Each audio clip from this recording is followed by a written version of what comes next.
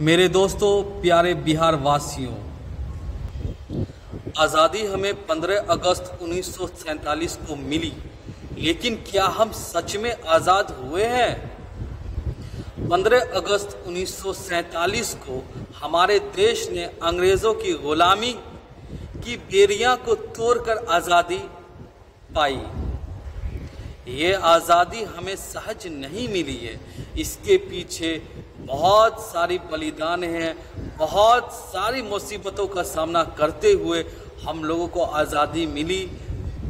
स्वतंत्रता सेनानी की बलिदान और हिंदू, मुस्लिम, सिख, ईसाई, इन सब की भाईचारा, इसमें से जो भी धर्म के जो भी लोग योग्य थे, वो सब लोगों ने मिलकर एक गठन बनाया। उसके बाद आज़ादी के लिए आज़ादी के रास्ता को चुना और आगे बढ़े।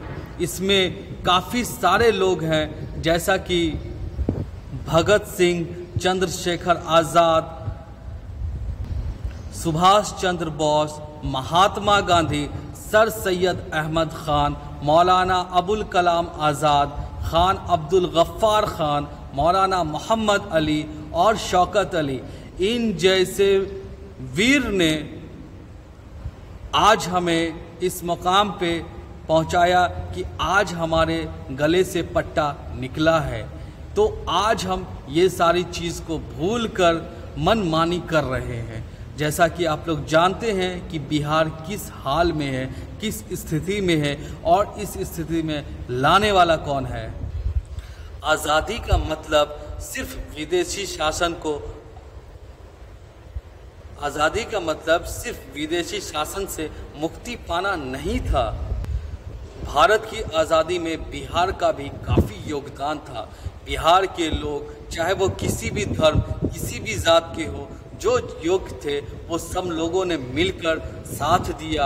ये जितने भी हमारे स्वतंत्रता सेनानी हैं, इन लोगों के साथ मिलकर आगे बढ़े, कदम से कदम मिलाकर। और इस आज जो ये दिन हम लोग देख रहे हैं, जो खुली सांस ले रहे हैं, इसके पीछे हमारे बहादुरों का हाथ था। लेकिन आज जो बिहार का हाल है, ये अंग्रेज़ों के टाइम से भी बुरा हाल है। अंग्रेज़ के टाइम में तो चलो गुलाम थे, तो मुसीबत परेशानियां का झेलना पड़ता था, सहना पड़ता था, पर हमारे वीर लोगों ने ये मौका दिया, हम लोगों को आज़ाद किया, गले से पट्टा निकाला। और उसके बाद जो हमारी आज जो बिहार की सरकार है, वो क्या हाल में हम लोगों को रखी है। जितने भी पार्टी है बिहार की, हर पार्टी सिर्फ अपने फ़ायदे के लिए बिहार के लोगों का इस्तेमाल करती है। बिहार में अभी बहुत सारी ऐसी परिस्थिति बनी हुई है, ऐसे चीज़ों से अभी हमें छुटकारा नहीं मिल पाया है जो ज़रूरी था।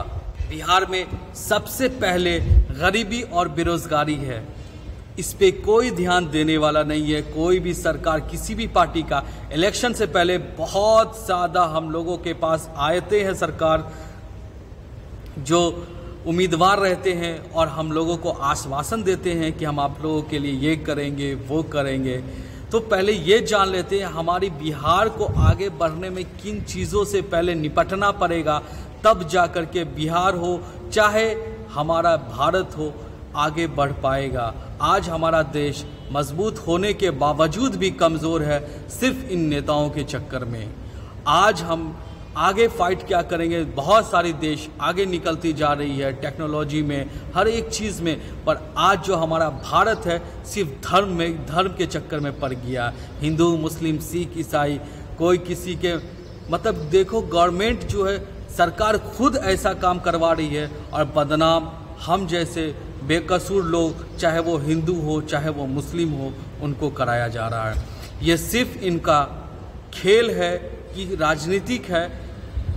ये सारी चीज़ें जो हो रही है, इसके पीछे जो है गरीबी, बेरोज़गारी, शिक्षा की कमी, भ्रष्टाचार, राजनीतिक स्थिति और बुनियादी ढांचाएँ तो कमी, बुनियादी ढांचाएँ की तो बहुत ही कमी है। तो दोस्तों, सबसे पहले हम बिहार के रहने वाले हैं, तो हमारा कर्तव्य होता है, भारत में अभी सबसे ज़्यादा अगर करप्शन है तो मेरे ख्याल से बिहार के अंदर ही। दोस्तों, ये जो बिहार की सरकार है, जो बिहार की पार्टियां हैं, ये अपने फायदे के लिए जब दिल किया गठबंधन करती है, जब दिल किया गठबंधन तोड़ देती है। ये इतनी मुश्किल से हमें जो मिली है आज़ादी, जो आज हम सेलिब्रेट कर रहे हैं, जो हम लोग झंडा तोलन करते हैं, राष्ट्रगान गाते हैं, ये सिर्फ कुछ घंटों की नहीं है। सुबह उठे झंडा फहरा दिए, उसके बाद राष्ट्रगान गा लिए, थोड़ी देर सेलिब्रेट कर लिए, हो गया? ये बिल्कुल भी नहीं है। हमारे स्वतंत्रता सेनानी ने जो बलिदान दिया है, जो मुश्किलें उठाई हैं, जो मुसीबतें उठाई, जो हमारे पूर्वजों ने जो मुसीबत को झेला है, उस मुसीबत से दूर करने के लिए उन लोगों ने अपनी जान को दांव पे देकर हम लोगों को आज़ादी दिलाई। पर आज बिहार की जो स्थिति है, ये जो है अंग्रेज़ों के गुलामी से भी बेकार है। क्योंकि आज आप जाके देखोगे, सोशल मीडिया पे देखो, चाहे जितने भी न्यूज़ चैनल पे देखो, कहीं पे बिहार की प्रगति की बात आपको नहीं मिलेगी। हर जगह आपको इलेक्शन से रिलेटेड बात आपको देखने को मिलेगी। हर सरकार में क्या हो रहा नहीं हो रहा, यही सारी चीज़ चलती रहती है 24 घंटा।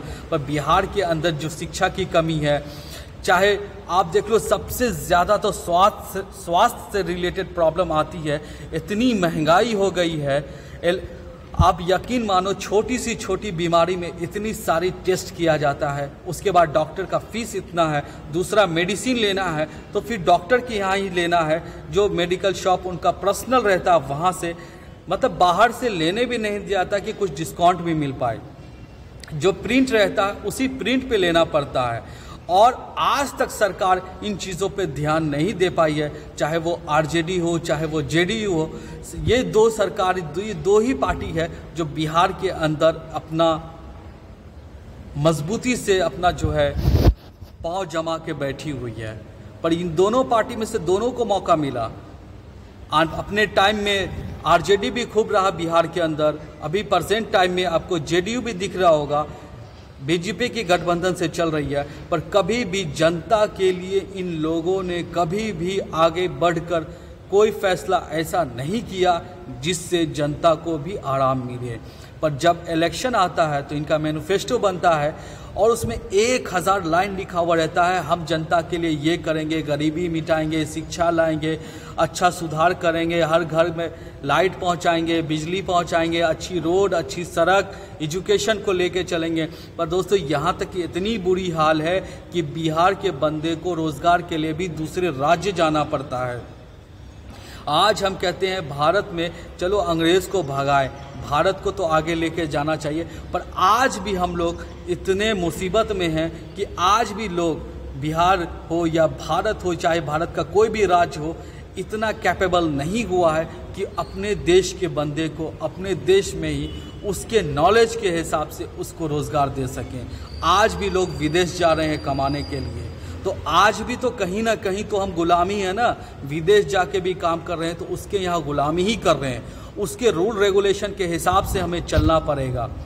तो ये सारी जो गुलामी से कम नहीं है। बट कोई वहाँ मर जाता है तो उसके बॉडी को लाने में प्रॉब्लम, यहाँ कोई भारत में मर गया, वहाँ कोई रहने वाला लेबर कैटेगरी का बंदा है तो वो इस चीज़ से नहीं है, क्योंकि फ़्लाइट की टिकट इतनी महंगी है, उस वजह से वो अपने मृत घर वाले को भी देख नहीं सकता है। तो ये सारी चीज़ों के पीछे कहीं ना कहीं हाथ तो सरकार की ही है, पर इस पे बोलने वाला कोई नहीं है। वीडियो को ज़्यादा से ज़्यादा शेयर करिएगा, क्योंकि मैंने देखा ऐसी कोई भी जगह नहीं है जहाँ पे जनता की बात की जाए, जहाँ पे जनता किस तरह से इस मुसीबत से आगे निकलेगा, कहीं पे ऐसा कुछ भी नहीं है। दोस्तों, मैं यही आप सभी से गुजारिश करूँगा कि हमें खुद वोट लेना पड़ेगा और हमें खुद, जिस तरह हमारे स्वतंत्रता सेनानी ने आगे बढ़ कर के हिस्सा लिया और अपने देश का नाम ऊंचा किया, आज हम ही लोग हैं जो अपने देश को मिट्टी में मिला रहे हैं। हम जैसे लोग ही बर्बादी के आलम तक लेके जा रहे हैं। तो अभी भी कुछ नहीं, जो भी एजुकेटेड लोग हैं ऐसे लोग को आगे आना चाहिए और हर जगह, हर मोहल्ले, हर गांव, हर शहर, हर ज़िला, हर राज्य में एक कमेटी बनानी चाहिए। और जब भी इलेक्शन का टाइम, जैसा कि अभी बिहार में चल रहा है, तो जितने भी लोग वोट मांगने के लिए आए, पहले उनसे पर्ची पे लिखवा लो, सिग्नेचर करवा लो, ताकि बाद में अगर वो काम नहीं करे, जिस चीज़ का वो वादा करता है उसको घसीट के वहाँ से हटाया जाए। और बिहार के अंदर जनता को तो सबसे पहले आँख खोल लेना चाहिए। जो इलेक्शन के टाइम में 4,000, 3,000, 5,000 रुपये ले करके वोट दे देते हो, कुछ शराब के बोतल ले करके, कुछ पैसे ले करके अपनी ज़िंदगी को दांव पे दे देते हो। अब बाद में वही सरकारी ऑफिसर हो, चाहे वही सरकार हो, छोटे छोटे काम में भी हमसे उसके 10 गुनी ज़्यादा रकम वसूलता है। दोस्तों, बहुत मुसीबत से कहना पड़ता, बहुत दिल दुखता है ये हालात देख करके कि काबिल से काबिल लोग भी आज नाकारे निकम्मे बैठे हुए हैं। इसके पीछे कहीं ना कहीं सरकार जिम्मेदार है। दोस्तों, आज 15 अगस्त 1947 को जो हमारा देश आज़ाद हुआ था, बहुत खुशी का वो दिन था। हमारे स्वतंत्रता सेनानी लोग बहुत खुश हुए थे कि अब भारत एक नई उड़ान उड़ेगा और भारत विश्व का एक अच्छा देश बन के दिखाएगा। पर ऐसा कुछ भी अभी देखने को नहीं मिल रहा है।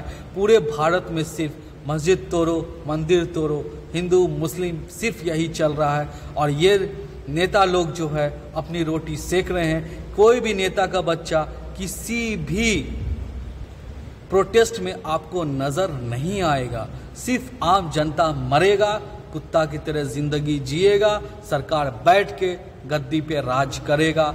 हम लोगों को दिखाने के लिए इन लोगों का हाथी की तरह 2 दांत होता है। इन लोगों का पर्सनल आप देखोगे मीटिंग बहुत मस्त मिलजुल के रहते हैं, और हम लोगों के सामने में, जनता के सामने में ये दोनों एक दूसरे पार्टी का बुराई करते हैं। तो इसके लिए ऐसी निकम्मी सरकार से दूर होना है और एक नए सरकार के लिए नए पार्टी को मौका देना चाहिए। और फिर इसी तरह से भारत भी बदलेगा, बिहार भी आगे बढ़ेगा। इसी तरह से जिन जिन राज्यों में परेशानी है, ऐसे सारे राज्य आगे उन्नति करेंगे। तो दोस्तों, 15 अगस्त का ये मौका था, इसके लिए मैंने एक स्पीच आप लोगों के सामने रखा।